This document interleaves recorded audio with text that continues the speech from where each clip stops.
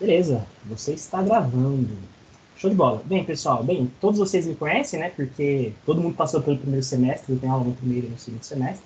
Então, algumas partes aqui da apresentação eu vou pular, porque elas vão ser voltadas para quem não me conhece ainda, tá? Então, meu nome é Felipe, para quem não se lembra, quem já não está tendo mais aula comigo, né? E hoje a gente vai trabalhar, né, nesses próximos, hoje, mais 3 dias aí, sobre o design de interfaces utilizando o Figma. Legal? Eu postei um comentário lá para vocês no canal, né? Que é quem quisesse já poderia acessar o site do Figma já para fazer um cadastro, então precisa de um pequeno cadastro para poder utilizar a ferramenta. Provavelmente hoje a gente já vai conseguir ver alguma parte prática, né? Mas como nem tudo são flores, primeiro a gente precisa passar uma parte teórica, né? Por que a gente vai utilizar o Figma, o que o Figma faz, e a gente precisa de uma contextualização e até uma motivação. Beleza? Então, vamos lá. Bem, primeiro, quem sou eu? Vocês já sabem, então vou pular esse cara fora, tá? E aí vamos aí já falar sobre interfaces, né? Eu falei que é design de interface com Figma. O que é uma interface? Quando a gente fala interface, o que vem na cabeça de vocês? Você tem uns alunos aí que já estão no sexto semestre, já tiveram aula de HC, né? De usabilidade, já tiveram aula de prototipação, né? Mas e aí, o que é interface para vocês? Alguém pode me ajudar aí? O que é interface? Quando eu falo interface, o que vocês imaginam aí? Primeira coisa que vem na cabeça de vocês. Um de cada vez, pessoal. Um de cada vez, por favor. Fala todo mundo de uma vez que eu não consigo ouvir. Vem a Beleza? tela aí, professor. Vem a imagem, a organização na tela. Seria isso? Deixa eu abrir o chat. Ninguém? Não. Forma do usuário interagir com o sistema. Boa, cara. Isso aí. Isso aí.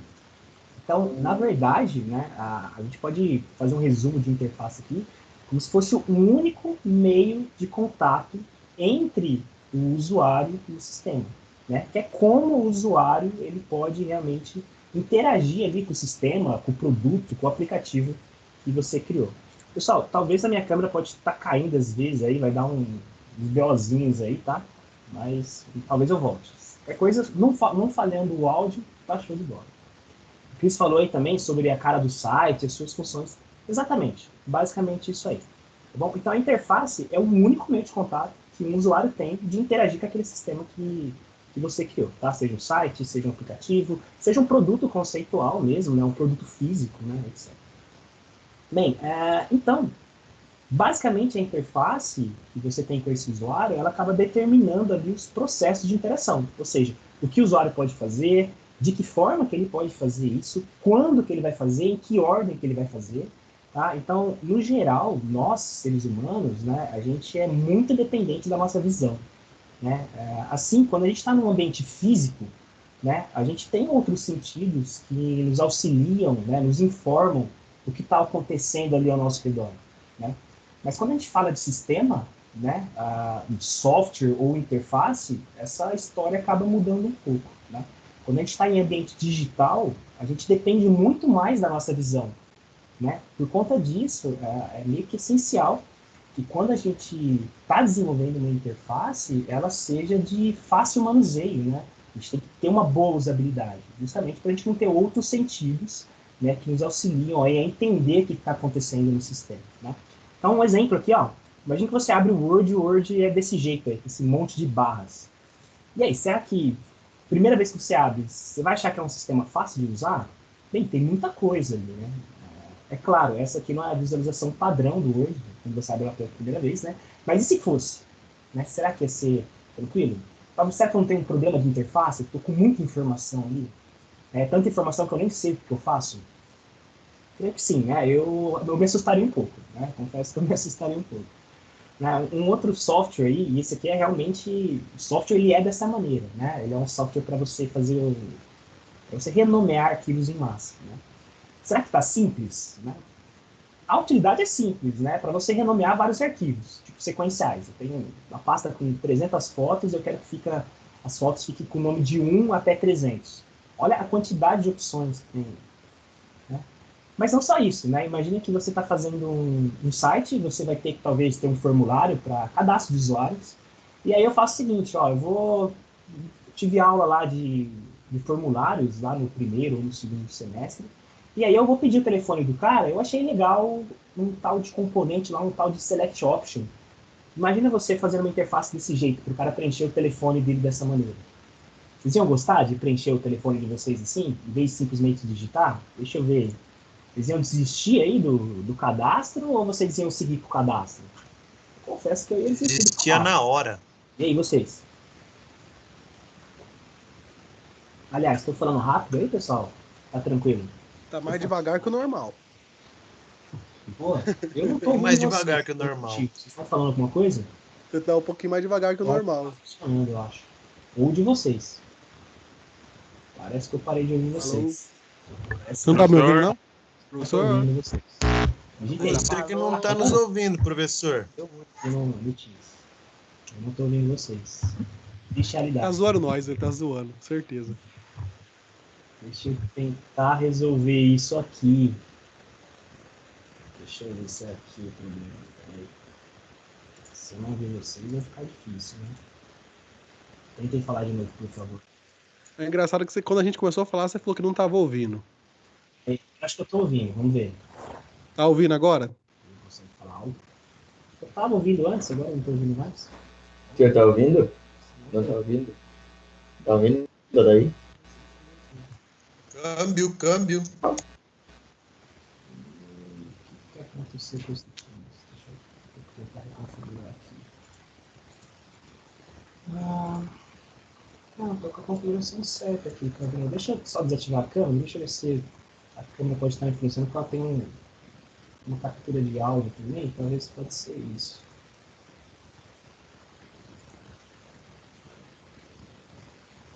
Eita.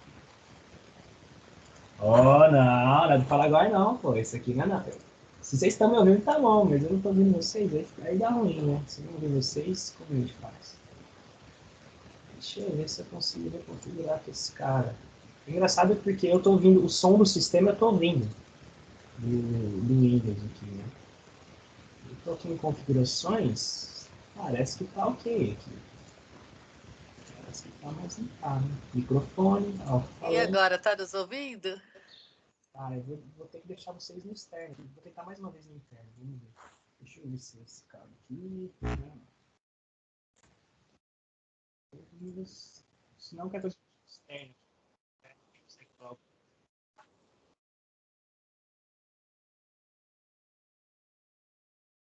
Não consigo falar. Fala aí, Abner, você que é o cara que gosta de falar. Alô, alô, 1, 2, 3. Não tô ouvindo. Pessoal, eu vou ter que deixar, vai ficar meio com eco, vou ter que colocar no externo aqui, entendeu? Alguém fala alguma coisa aí. Bom dia, professor. Aí, ó. Vocês vão ouvir acho que vocês vão acabar ouvindo um eco aí, né? Que é a voz de quem estiver falando. Então, desculpa. Vai ter que ser assim. Pra amanhã a gente tenta resolver de outra forma. Beleza? Então, legal. Pelo menos eu consigo ouvir vocês. Mas legal. E aí? A gente tá fazendo o cadastro aí. Eu tô com esse select option aí. E aí? Vocês iam ficar felizes com esse site aí ou não? O que vocês iam achar? Não. Ah, né? Tá um pouco ruim. Já né? desistia na hora. Existe. Imagina que é um site de compra. E aí, eu vou para concorrência, né? Provavelmente eu ia ir para concorrência aí. Legal. Então, perceba que, claro, não só o layout, né, o design do site, ele interfere na usabilidade, mas também os componentes que você utiliza, como você vai interagir com o seu usuário, ela interfere totalmente aí na usabilidade, né? Na usabilidade do sistema. Bem, legal. Continuando aí, né? Imagina aí essa mensagem, né? Ó, você realmente quer cancelar esse pagamento, né? Ok, eu cancelar. Tem um probleminha aí, né? Mas quando eu clicar no cancelar, o botão cancelar, ele cancela o pagamento ou ele cancela o cancelamento do pagamento? Né? Então, percebe que a gente tem alguns problemas de mensagens e de interfaces aí. Legal? Estou dando alguns insights aí sobre algumas coisas que acontecem no desenvolvimento de sistemas. A gente tem que tomar um pouco de cuidado quando a gente for desenvolver. Né? Bem, a gente falou um pouquinho sobre a interface, né? Queria trazer algumas informações importantes sobre a interface para vocês, porque a gente vai desenvolver uma interface, né? Que a interface, né? Algumas interfaces, elas podem ser mais agradáveis, mais atrativas, enquanto outras não. Provavelmente todos vocês aí já utilizaram algum sistema ou algum aplicativo que você olha e você fala, caraca, que lindo que tá esse aplicativo, nossa, que site lindo, né? Ou também o contrário, né? Nossa, que sistema ruim, que cor, nossa, as cores estão muito vibrantes, né? Tá aquele verde bem fluorescente, amarelo com vermelho, você não consegue ler direito, né? E aí existem estudos empíricos, né, que demonstram que a beleza de uma interface ela acaba gerando um efeito positivo, né, nos usuários, tanto sobre a percepção de que esse sistema ele é mais fácil de se utilizar e também acaba gerando como eu vou dizer, a pessoa ela fica um pouco mais tolerante. Por exemplo, tô entrando num site que ele é bonito, ele está demorando para carregar. Eu fico lá tranquilo, eu espero porque é algo bonito. Né? Se eu vejo uma interface bonita e uma feia, a bonita, eu já automaticamente imagino que ela é mais fácil de ser utilizada. Na verdade, isso não é verdade, mas é o que normalmente a gente pensa. Né? Outro detalhe, quando a interface ela é mais agradável visualmente, né, ela tem formas, cores, ela está bem harmoniosa, mesmo que quando você está utilizando ela aconteça algum erro, normalmente você dá mais uma chance, né? Você vai falar assim, talvez fui eu mesmo que errei, não foi a aplicação que está errada, algo assim. Então essa é a importância da gente desenvolver interfaces que sejam agradáveis, né? A gente não vai conseguir abordar assuntos de interface aqui, de como desenvolver uma interface, de tratar da beleza da interface, né? O curso de vocês a gente aborda um pouco disso lá em Photoshop, aborda um pouquinho lá com Corel, e, enfim, durante toda a estadia acadêmica de vocês têm disciplinas que tratam do design, né? Mas eu queria deixar aqui alguns conceitos que vale a pena vocês pesquisarem, posteriormente, para quem quiser se aprofundar sobre design de interface. Né? E eu estou falando mais do design, do desenho mesmo, né? A gente tem aí o Gestalt. Alguém já ouviu falar em Gestalt aí? Ou é novidade? Gestalt, alguém já ouviu falar em Gestalt? Ou não? Eu não. Beleza. Então, o Gestalt, aí, se vocês darem um Google aí, em Gestalt, todos esses caras que eu vou mostrar para vocês, rapidamente vocês dando um Google aí, vocês conseguem encontrar alguma informação interessante, tá? Mas o Gestalt, ele basicamente estuda como nós, seres humanos, nós percebemos as coisas. Né? Então, a gente sabe que a nossa visão, ela é meio que otimizada, né, para enxergar estruturas. Então a gente não acaba vendo os objetos ou as coisas de maneira individual, né, mas sim como um todo. É assim como nessa primeira imagem, né, você vê dois rostos e também não cálice, né. E o nosso cérebro mesmo, né, ele é meio que otimizado para reconhecer padrões, né, então você não fica processando cada informação individualmente. Né. E aí o Gestalt, ele traz 7 princípios. Não sei se eu vou lembrar dos 7, tá? Mas talvez sim. Que é proximidade, similaridade, continuidade, fecho, simetria, figura, fundo e destino comum. Cada um desses caras aí, ele trata, descreve as características e como utilizar eles, né? O porquê utilizar eles dentro de um design, né? A gente tem também o CRAP, aí, que é contraste, repetição, alinhamento e proximidade. Essa imagem aqui, por exemplo, a gente está trabalhando com contraste, né? Qual imagem seria melhor para uma possível divulgação desse produto, né? A da direita, aqui, né? Perceba que tem um contraste menor entre o fundo e realmente a imagem que você quer destacar. Então, na imagem da esquerda, né? Como o fundo ele está um pouco mais sutil, né? Um pouco menos vibrante, né? Ele está mais opaco ali, num tom mais pastel, eu tenho um contraste um pouco maior. Então, essa imagem ela é percebida de uma forma melhor. E, por fim, aí a gente tem a proporção áurea também, né? Que ela é uma proporção que aparece muito na natureza, na ciência. Né? Desde os primórdios lá dos filósofos, eles têm estudado, tentado entender como nós, seres humanos, nós percebemos as belezas das coisas. E, normalmente, a gente percebe a beleza com algo que a gente está acostumado. Como essa proporção áurea ela é a todo instante repetida na natureza, encontrada, né, na natureza, é algo que a nossa visão já está acostumada. Então, é uma maneira de a gente perceber uma beleza. Certo? Não vou falar muito sobre proporção áurea, repito, nem sobre Gestalt, nem sobre CRAP, mas vale a pena vocês pesquisarem sobre isso aí. Tá? Mas basicamente a proporção áurea, você pega uma linha, né? Então normalmente esse cara aqui ele é rotacionado 90 graus. Eu virei ele só para ele ficar bonitinho aqueles lados, tá? Normalmente ele é deitado. Então eu pego essa linha aqui inteira, eu vou dividir ela em dois pedaços, né? Vou chamar aqui de A e B, por exemplo. E essa divisão, ela tem que ser de uma maneira o qual a razão entre elas, entre A e B, ela seja igual do segmento inteiro e A. Ou seja, se eu pegar A dividido por B, essa proporção, que vai ser mais ou menos, tem que ser 1,618, mais ou menos, né? Ela vai ter que ser igual à da linha completa com o segmento A. Tá bom? E ela está um pouco relacionada também com a sequência de Fibonacci, né? Não sei se vocês já chegaram a ver a sequência de Fibonacci aí. Eu lembro que o professor Júlio, inclusive, passou para a gente implementar lá a sequência de Fibonacci. Não sei se ele já passou para vocês, eu não sei se é o Júlio que dá a estrutura de dados para vocês, mas creio que sim, né? E lembra lá que a sequência de Fibonacci, é aquela sequência que é formada pela soma dos dois números anteriores, né? Então, 1, aí soma 1 dá 2, aí 2 com 3, 3 com 2, 5, 5 com 3, 8, 8 com 5, 13, 13 com 8, 21. E se eu pegar, por exemplo, 21 dividir por 13, o número vai se aproximar aí dessa proporção de 1,5, 1,6, mais ou menos por aí. Bons tempos, bons tempos. Legal. Pessoal, tô falando rápido ou tá tranquilo? Mas vocês viram aí Fibonacci? É muito importante essa sequência de Fibonacci. Depois de calcular a média, né? O primeiro exercício aí que o professor Júlio passou foi a sequência de Fibonacci. Não, eu tô querendo só mostrar, professor, que aonde está a matemática dentro do design.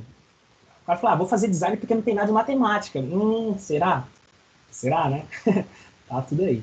Se vocês procurarem aí, essa proporção áurea, ou o Golden Ratio aí, ela é utilizada por pintores, né? O pessoal diz que, inclusive, por exemplo, o quadro da Mona Lisa, ele foi feito utilizando a sequência de Fibonacci, ou a proporção áurea.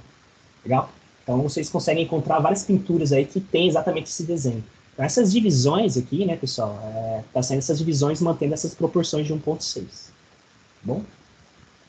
Exatamente, é isso aí. Matemática está em tudo. Beleza.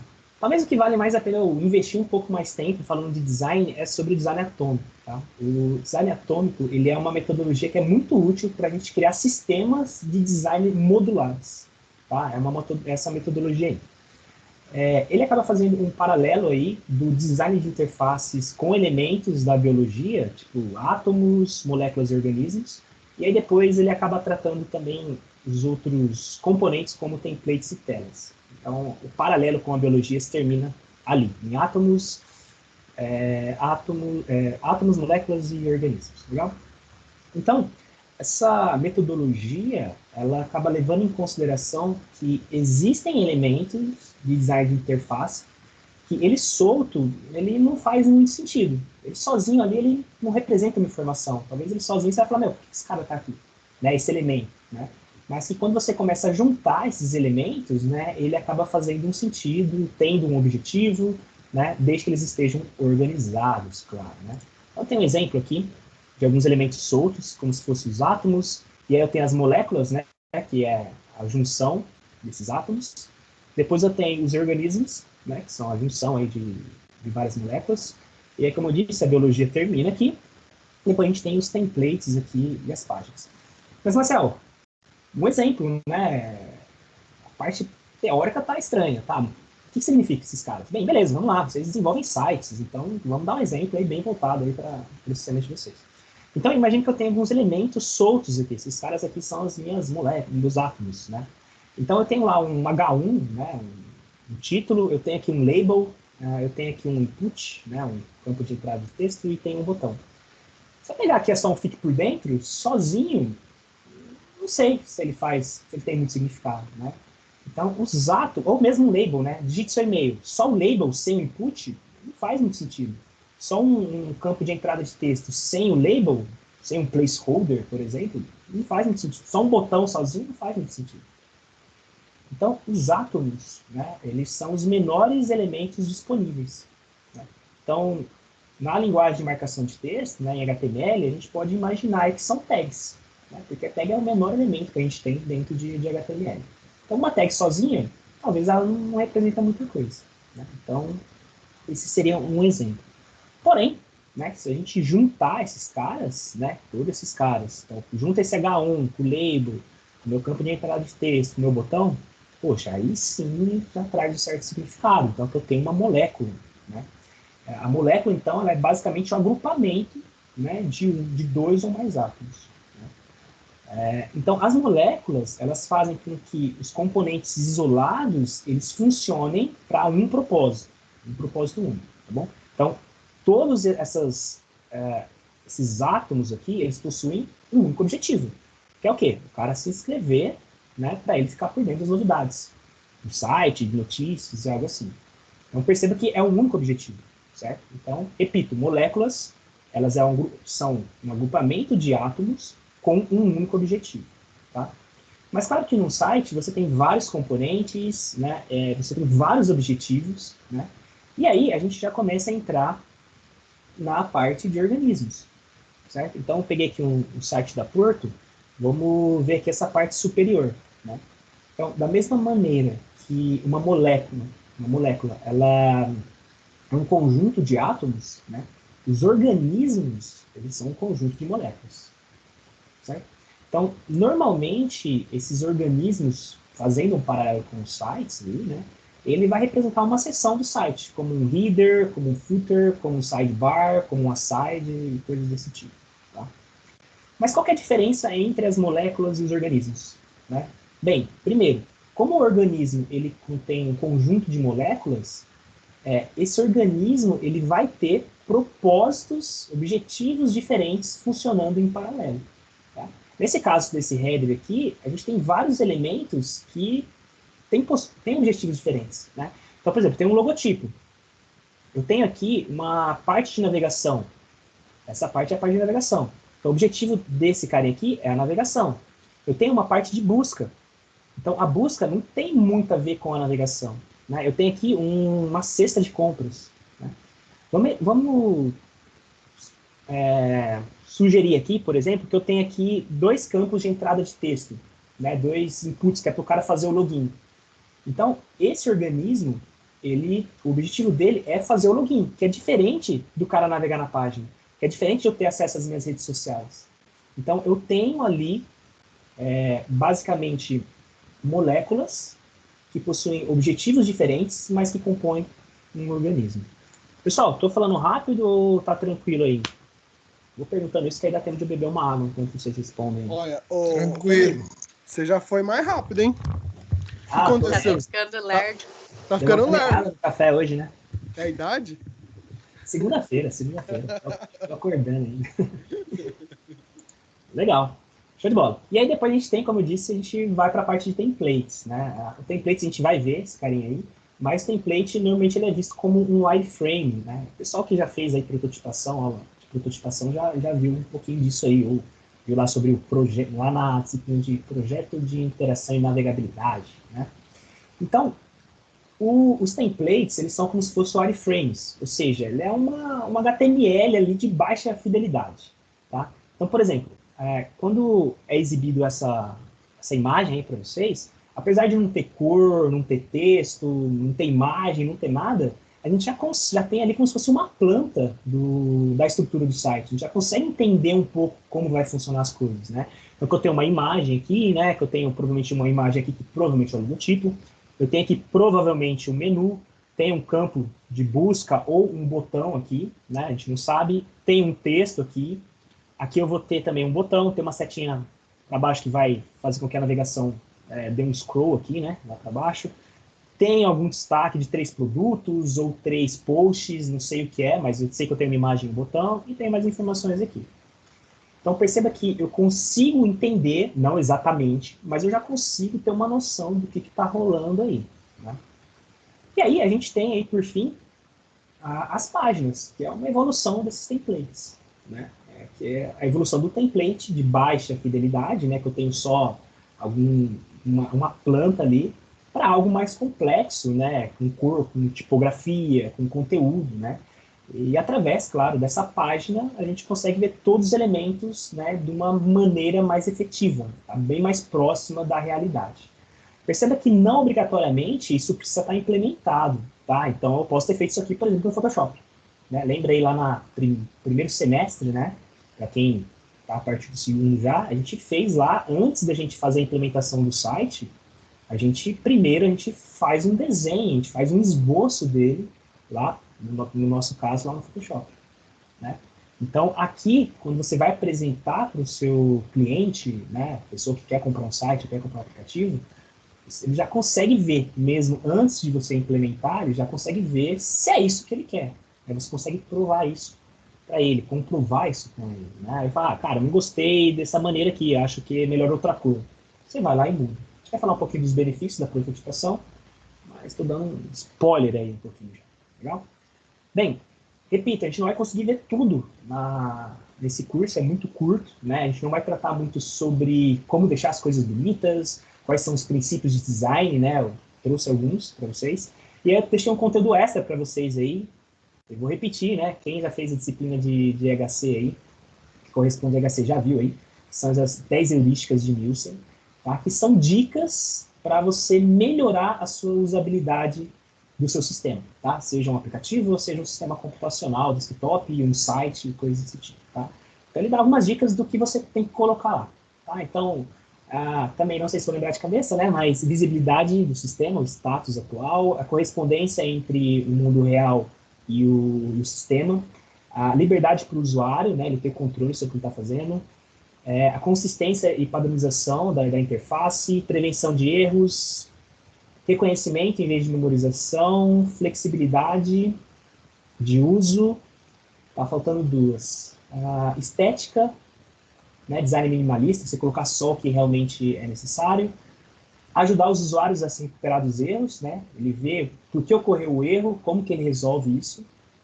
E o último, que é o mais fácil, que é o ajuda e documentação. Tá? Então são algumas heurísticas aí, vale a pena dar uma bugada nesses caras aí.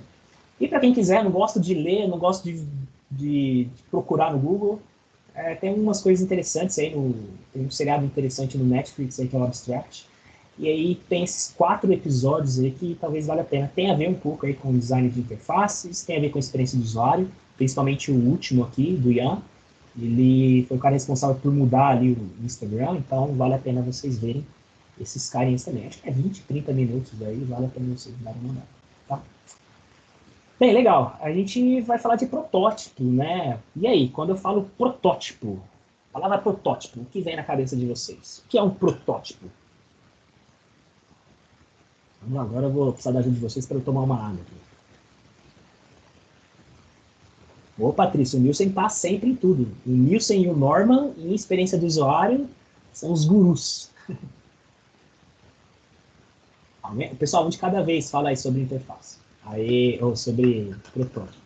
Modelo de alguma coisa, um planejamento, legal. Podem escrever ou falar, estou com o chat aberto. Quando eu fazer pergunta, eu abro o chat aqui para mim.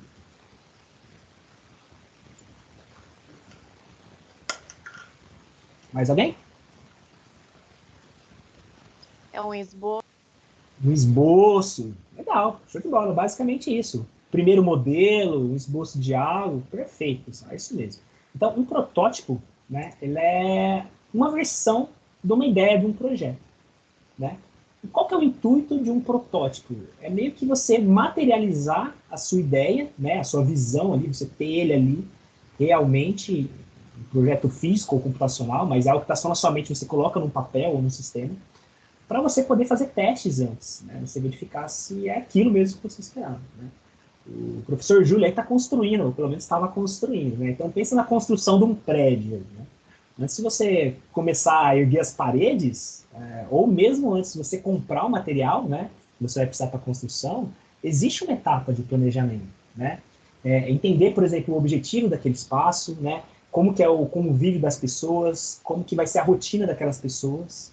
Né? Hoje em dia, principalmente aí o papel dos arquitetos, né, ou designers de interiores, é fazer com que os ambientes eles também sejam de acordo com a rotina das pessoas.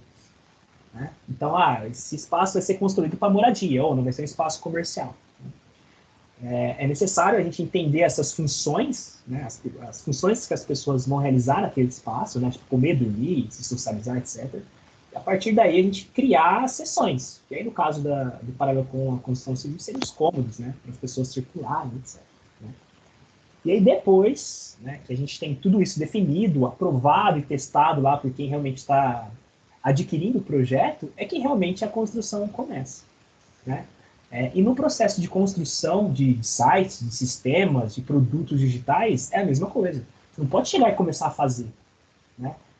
É interessante porque, normalmente, nós temos que... Algo físico, quando eu tenho que fazer um retrabalho em algo físico, ele é mais custoso do que em algo que não é físico. Como assim, Marcelo? Vamos lá. Imagina que eu comecei a construir uma casa aqui, fiz uma parede sem projeto. E aí eu vou ter que quebrar, vou ter que refazer essa construção. Na nossa cabeça, isso vai dar muito trabalho. Daria muito mais trabalho do que eu começar, por exemplo, a fazer um software, não planejar ele corretamente e ter que refazer. A gente acha que a parte de eu quebrar uma parede e construir de novo, ou mudar um cômodo, ela demanda mais trabalho e mais tempo. E não obrigatoriamente, né? Dependendo do sistema, se você planejou esse sistema mal, talvez vai dar mais trabalho, né? E vai custar mais para o projeto você refazer um sistema computacional do que alguma parede ou um cômodo da casa. Tá? Depende muito. Tá? Então, eu planejei mal o fluxo de uma atividade. Então, por exemplo, o meu sistema é um sistema de e-commerce e o fluxo, as telas que o usuário ele precisa percorrer para ele comprar um produto está muito difícil. Ele tem que realizar, sei lá, 15 passos para ele conseguir comprar. E aí lá no site da Amazon, com um clique o cara consegue comprar. E aí eu vou precisar mudar todo o projeto. Talvez toda a minha regra, né, a maneira como as telas estão interligadas, as trocas de informação, talvez vai dar muito trabalho. Às vezes eu tenho que abandonar o projeto e começar do zero, dar menos trabalho do que refazer. Tá bom? Então a etapa de planejamento ela é muito, muito, muito, muito, muito importante também quando a gente está levando em consideração produtos digitais. Né? A gente acaba não dando muito valor. Não tem um produto físico, parece que é rápido. E vocês vão ver na vida de desenvolvedores de vocês que nem sempre é assim. O professor Júlio está aí, não deixa eu mentir. Não sei se tem mais algum outro professor aí, não estou conseguindo ver, mas se tiver, eles não deixam eu mentir sozinho. Se você vai pegar um software para dar manutenção, você fala, cara, vamos fazer outro? Vai dar menos trabalho do que eu entender como o cara fez isso. Né? Isso acontece muito. Né? Alguém falou alguma coisa aí? Não sei. Parece que sim, mas eu não ouvi. Não? Beleza. Continuando aí sobre protótipos, a gente tem basicamente 3 grandes divisões aí de protótipos, tá?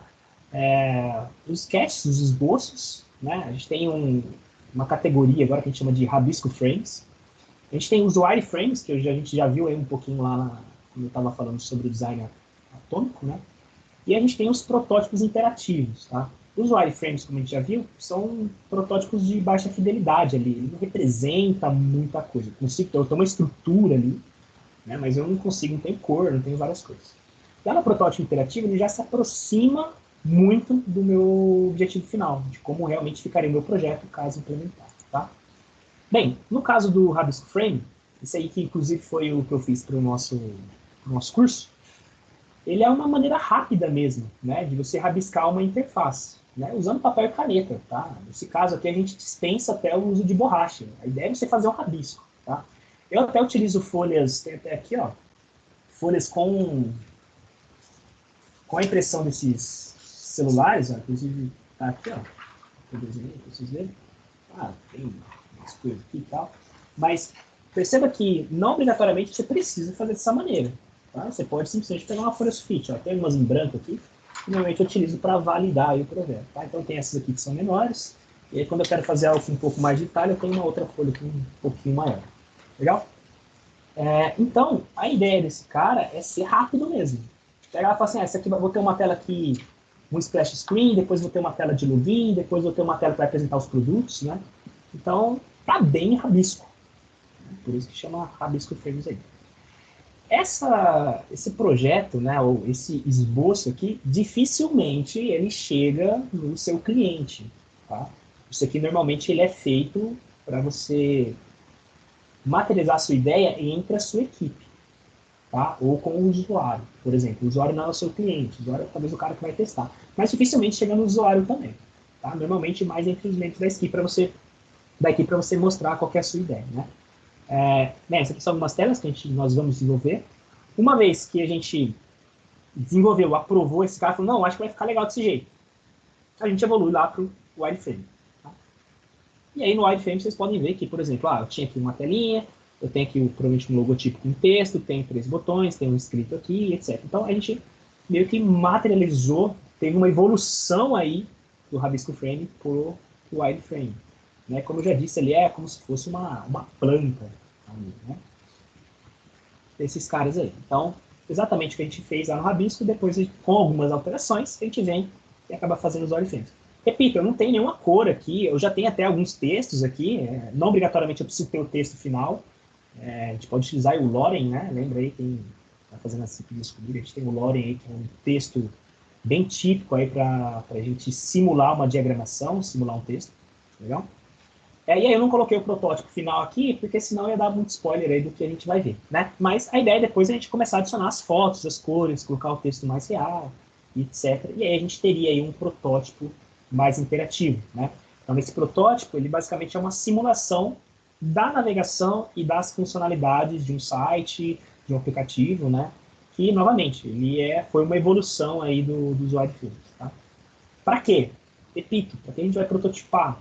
Perceba que esses caras, eu não estou implementando eles. É parte de desenho. É muito mais rápido eu fazer isso desenhando, né, uma tela, do que eu realmente implementar ela. E aí você está falando de sites, por exemplo, do que eu fazer os componentes, ir lá na folha de estilo, fazer o CSS, etc, etc, etc. Né? Assim vai ser muito mais rápido de a gente desenvolver e ver se essas telas elas estão de acordo com o que a gente precisa. Deixa eu ver aqui. Grande Ponce, Zapmoney, sobre reaproveitamento de software.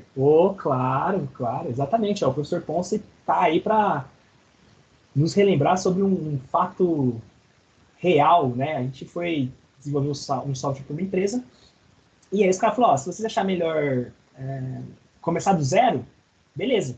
Né? E foi o que a gente fez. Né? O Ponce está aí, não deixa mentir. A gente pegou o software e falou, cara, melhor a gente fazer do zero. A gente já reaproveitou alguma coisa assim, né? Alguns CRUDs básicos, mas basicamente toda a parte de estrutura a gente remodelou totalmente o banco lá, principalmente o Alexandre, né? O Ponce mais fez as regras lá do negócio. Eu trabalhei nas partes mais de desenvolvimento do aplicativo em si. Então fiz essa parte da experiência do usuário, modelei as telas e depois acabei desenvolvendo aí fazendo a parte do aplicativo. Legal, é isso aí. Show de bola. Então, continuando aí. Bem, a gente tem várias maneiras, várias ferramentas a gente prototipar, tá bom? Então, a gente tem o Adobe XD, a gente tem o eVision, a gente tem o Sketch. O Sketch ele é só para Mac, né? Mas é muito utilizado, talvez um dos mais antigos aí, que eu acho. A gente tem o Figma e a gente tem o Marvel também, né? Algumas pessoas já viram aí o Marvel App. Né? A gente vai utilizar o Figma. Por que a gente vai utilizar o Figma? Alguns motivos que nos levaram, né, e nós como FATEC, né, colocar o Figma nesse mini curso. Bem, primeiro que o Figma ele é gratuito, ele tem uma versão gratuita que você pode utilizar, que vai ser totalmente útil para a gente, tá? Então, a versão gratuita, ela não tem limitações de funcionalidades, ela vai ter limitações sobre a quantidade de projetos, né? Mas, já para a gente aprender, é o suficiente, tá bom? Outro detalhe é que você não precisa instalar nada, ela funciona no browser. Então também é algo que já facilita. Então você não vai precisar baixar algo no seu computador, instalar e coisas desse tipo. Eu utilizo Linux, né? Eu sei que tem gente que utiliza Linux. Aí, o Salomão, por exemplo, eu sei que era Linux, né, Salomão? Vai funcionar, é browser. Né? Então, será que tem uma versão para Linux? Não, beleza, é browser. Né? E também o interessante aí do Figma, não só porque ele está sendo muito utilizado dentro de empresas, né? Mas também ele tem a parte de desenvolvimento colaborativo. Então, claro, quando você trabalha numa empresa, várias pessoas trabalham na interface.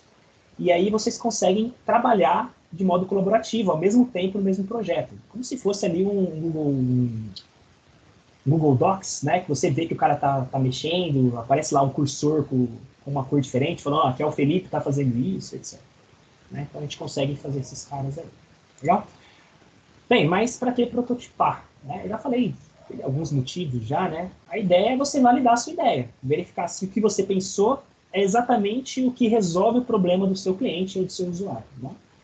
Então, basicamente é isso. Claro, tem vários benefícios aí. Por exemplo, você consegue captar ali a reação das pessoas. Então, uma vez que você fez o protótipo, depois a gente vai analisar isso, se esse protótipo está de acordo. A gente tem a parte de testes, né? Tem várias maneiras de a gente validar a nossa proposta, né? Mas para eu validar ela primeiro, fazer esses testes, eu preciso ter o protótipo, né? Com esses testes, eu vou ter feedback do usuário. Será que o sistema ele realmente está fácil de ser utilizado? Percebam que esse quesito, né, se é fácil ou não, ele depende muito de usuário para usuário, né? A gente tem algo que a gente chama de modelo mental, né? O meu modelo mental ele é diferente do modelo mental de outras pessoas, principalmente de pessoas que não têm muita afinidade com tecnologia, né? Nós temos muita afinidade com tecnologia, a gente já imagina que algo deva funcionar de uma maneira. Mas será que isso, lá na ponta, por exemplo, para um idoso que não tem muito contato com tecnologia, vai ser fácil para ele? Então, eu pegando esse aplicativo, colocando na mão dessa pessoa, fazendo esse teste, eu vou ver se realmente a maneira como eu desenvolvi, o fluxo, como vai funcionar as funcionalidades, as telas, se ela realmente é ideal, né? Porque não sou eu que vou usar. Eu estou desenvolvendo o aplicativo provavelmente para alguém, né? Para algum público específico, né? Lá dos personas, né? Então, eu preciso pegar esse cara e falar, meu, faz o teste aí para ver onde que eu errei. Normalmente os testes é para provar que eu estou errado, não para provar que eu estou certo, né? Não, mas isso aqui você clicou errado, deveria ser aqui. Não, se o cara clicou ali, porque ele acha que é ali que deveria ter a funcionalidade. Então a gente consegue testar também as funcionalidades, ver se todas as funcionalidades que eu planejei, foram implementadas no projeto, ou se eu tenho que fazer novamente uma análise de requisitos, né? Colocar novas funcionalidades, colocar novos casos de uso, né? E a gente tem um meio de tempo, né, pessoal? E aí lembra, time is money. Né? Dinheiro é o que ganha, o que paga o nosso tempo, né? Então, eu vou gastar 10 horas para fazer uma implementação, por exemplo. Talvez a implementação dessa tela, se eu fazer um protótipo, eu vou implementar ela em menos tempo. Então, eu já tenho um ganho aí. E aí, a melhor parte é quando eu tenho que refazer, vou ter um ganho melhor ainda na hora de eu refazer. Né? Para eu refazer algo implementado, talvez demanda muito mais tempo do que simplesmente eu reprototipar essa tela, só a parte de layout, tá? Para eu validar essas informações.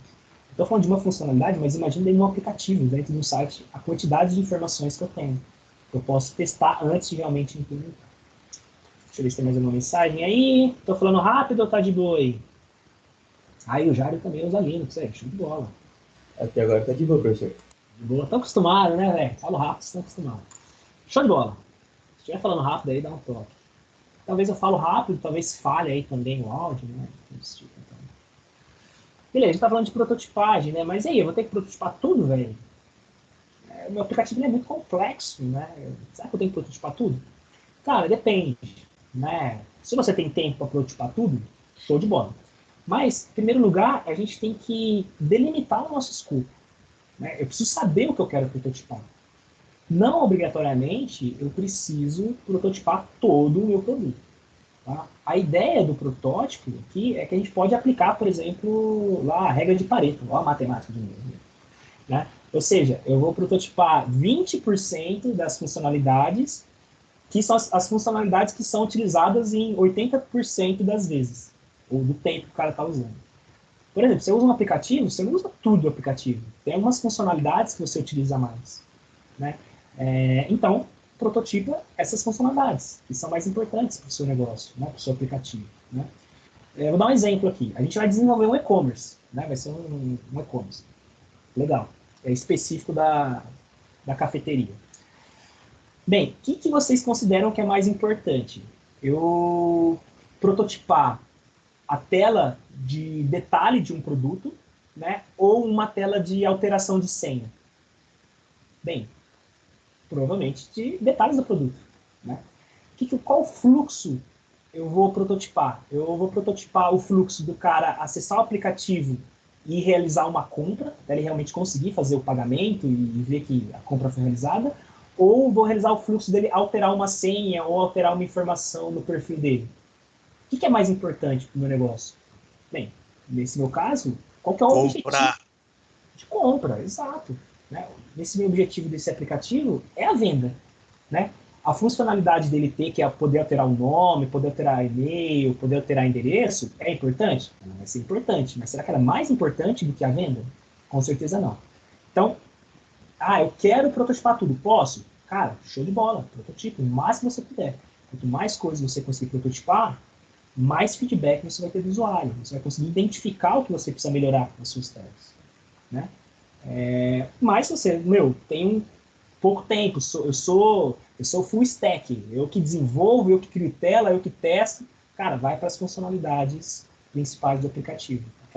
Aquelas telas que você acha que são mais importantes para o seu negócio. Legal? Pessoal, tá acabando. Professor, a gente pode dividir, digamos, a prototipagem, que nem você falou aí desse programa que vai ser de vendas. Eu posso colocar metade a parte de venda, né, que vai ser principal, eu prototipo ela primeiro, e aí aplico as outras partes.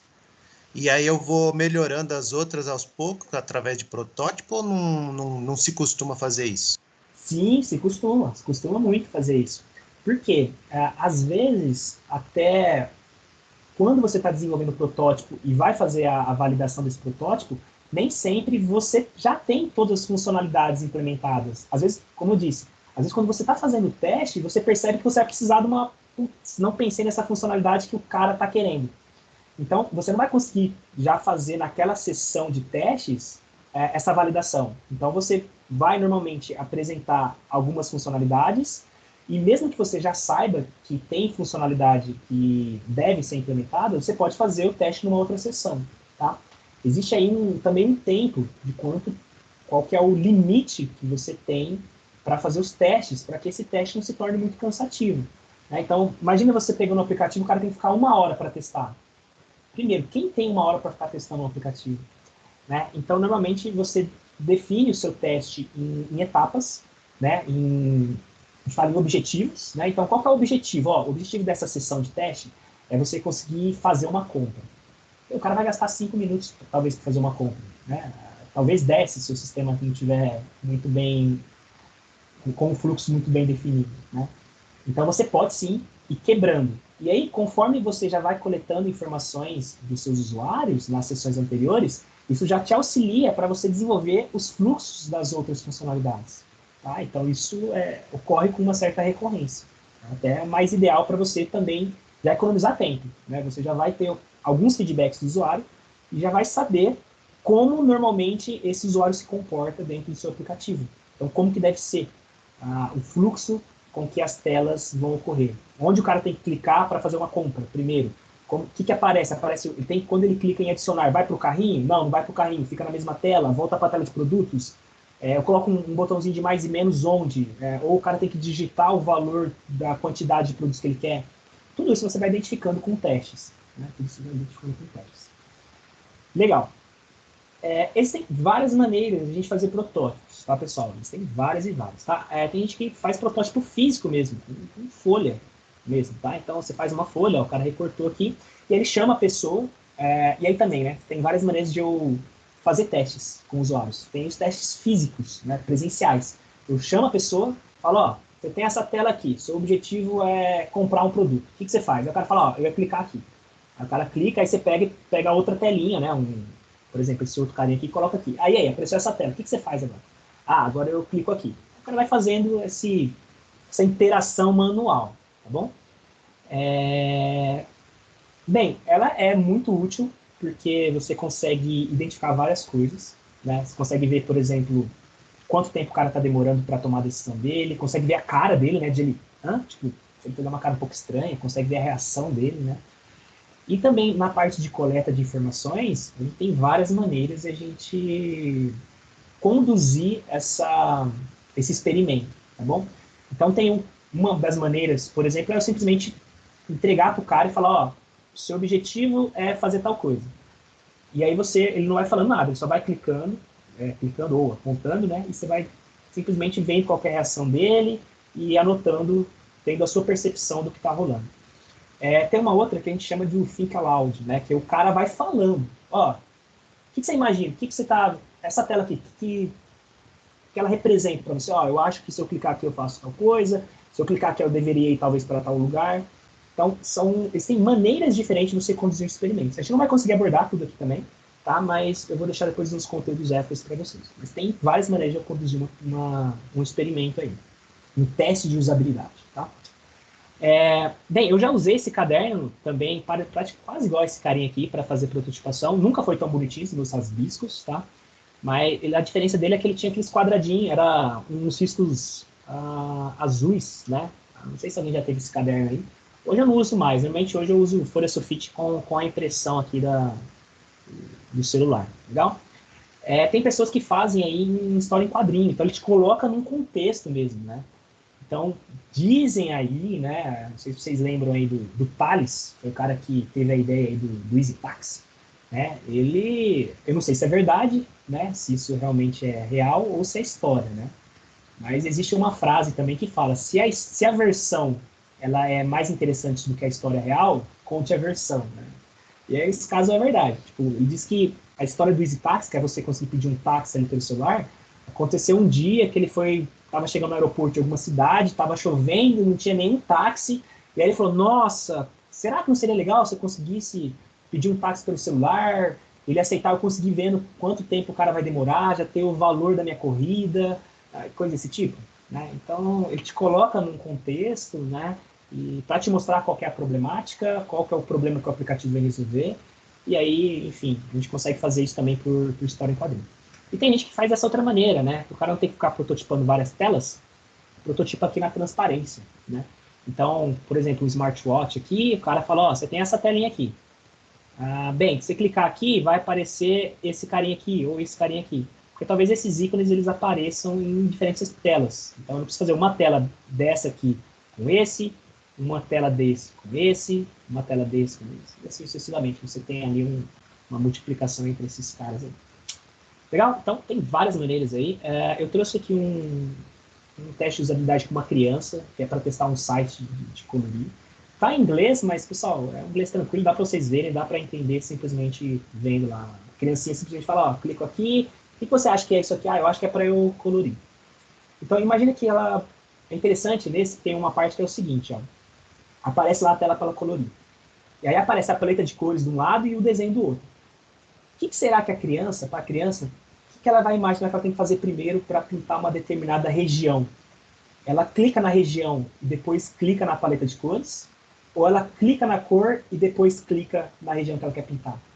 É algo simples, mas será que tem um certo padrão no comportamento da criança? Né? Lembrem, quem vai usar esse site provavelmente são crianças. Né? Então, você entender como elas vão pensar, isso facilita ali o processo cognitivo dela. Né? E aí ela vai utilizar de uma maneira um pouco melhor. Legal? Perceba que é bem simples, né? Mas, cara, é sensacional. Né? São umas coisas que a gente não pensa, a gente não para pensar. Né? Algumas atitudes. Legal, a área é legal, Marcelo, gostei, vou prototipar. Mas e aí, dá para viver disso aí? Porra, dá para viver. Vamos lá, a gente teve um boom aí nos últimos anos. A gente tem basicamente duas áreas, grandes áreas que a gente pode trabalhar, tá? A primeira aí é a UX, ou User Experience Design, né? Ou UI, né? Ou UI, né? Que User Interface, né? Que falam aí que correspondem ao lado esquerdo do cérebro, que é mais lógico, e a parte direita, que é a criatividade. Então significa que você é um ou outro, né? Eu mesmo, eu gosto muito de implementar, gosto muito de experiência do usuário, né? Eu gosto muito da parte lógica, né? E gosto muito também de interface, de desenhar, né? Então eu tenho um pezinho ali, um pezinho em cada lugar. Eu acho que eu não sei se eu tenho uma área predominante. Tá? Acho que eu já comentei com vocês, eu já tive agência de publicidade, já trabalhei em empresas de comunicação visual e gosto muito dessa área, mas eu amo programar também. Eu amo programar, amo desenvolver. Então, eu coloquei algumas áreas aqui que vocês podem trabalhar. E aí, eu pesquisei ontem aqui algumas vagas de UX, principalmente, porque o UX está mais na moda que o UI. O UI sempre esteve na moda. Né? Você ter a parte de comunicação visual, ela está presente no nosso dia a dia. Né? Embalagem, a hora que você sai para a rua, outdoor, fachada de loja, cardápio. A gente vê isso a todo instante. Aplicativos, sites. Né? A todo instante a gente está vendo parte de comunicação visual. Né? Mas a experiência do usuário é algo que está tendo um boom há algum tempinho, né, de vagas de emprego, né, para entender como esse aplicativo ele está se comportando na visão dos usuários, a experiência do usuário está sendo boa, né? Então, eu coloquei aqui na região, apareceu a maioria para Birigui, mas é porque eu coloquei só nos últimos 3 dias. Então, vocês verem, ó, 22 horas, a quantidade de vagas, tá? Tinha outras vagas aqui. Essas 100 outras vagas não era considerando 3 dias, tá? Tinha vaga lá de 1 mês, por exemplo, 1 mês e meio, etc. Mas tinha vaga para Marília, Bauru, tinha para Catanduva também, mas confesso que boa parte desses últimos 3 dias, né, as vagas eram para Birigui. Tá? Então, vocês podem pesquisar aí, o acesso a esse conteúdo aqui foi ontem, tá bom? E mexe, a gente encontra essas vagas aí. Mas beleza, bora pro Figma agora, né? Vamos quase acabar a aula aí. Eu coloquei 25/5? Ô, cara, foi mal, 25/4. Perdoa aí, era de madrugada, cara. Perdoa aí. Os professores, às vezes, a gente faz coisa de madrugada, vocês acreditam? A gente não dorme da meia-noite às 6. Ó, o Júlio, Não acredito. Os professores estão aí para não deixar eu mentir. Legal? Então, perdoa aí, onde está 24/5 é 24/4. Na verdade, é 25/4, eu inverti, porque foi ontem. Tá? Foi ontem. Então, eu inverti ali, é 25/4 em vez de 24/5. Vou alterar aqui, Edu. Valeu.